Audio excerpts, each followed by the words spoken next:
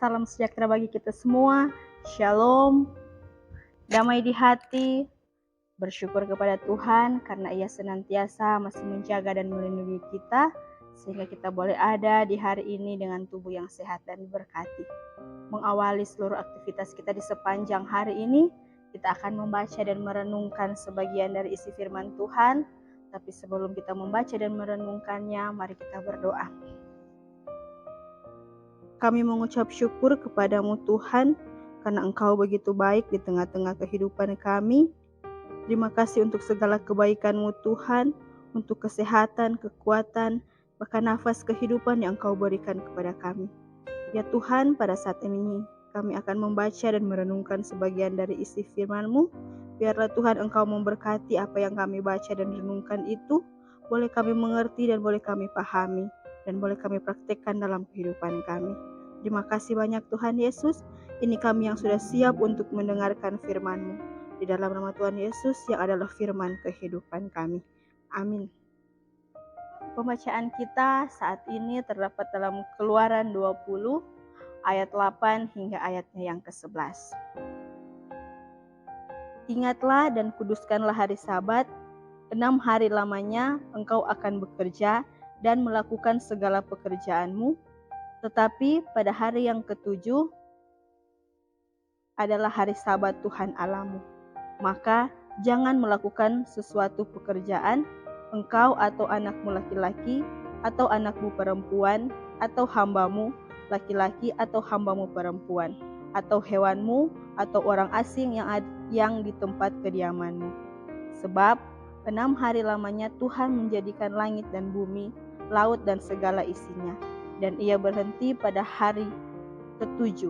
Itulah sebabnya Tuhan memberkati hari Sabat dan menguduskannya. Bapak Ibu yang diberkati Tuhan, tema ibadah kita pada saat ini ialah memanfaatkan waktu beribadah kepada Tuhan.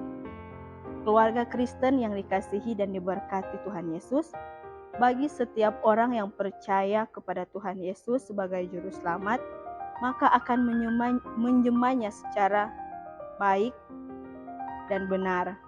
Bentuk penyembahan yang dapat dilakukan adalah melalui peribadatan.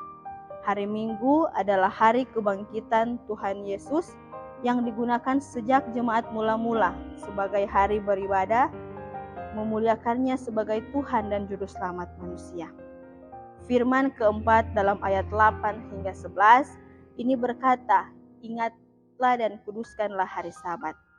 Ayat ini hendak menjelaskan tentang pengkhususan dari 7 hari yang diciptakan Tuhan. Di satu pihak, manusia harus bekerja untuk memenuhi kebutuhan hidupnya. Tetapi dipahami bahwa kehidupan yang Tuhan Allah anugerahkan ini tidak hanya untuk bekerja. Dunia yang kita tempati ini bukan hanya sebagai tempat kita membangun produktivitas kinerja tanpa memperhitungkan faktor istirahat. Manusia membutuhkan istirahat dari pekerjaannya. Bahkan menurut kitab Kejadian, Tuhan berhenti dari pekerjaannya setelah menciptakan langit, bumi, dan segala isinya.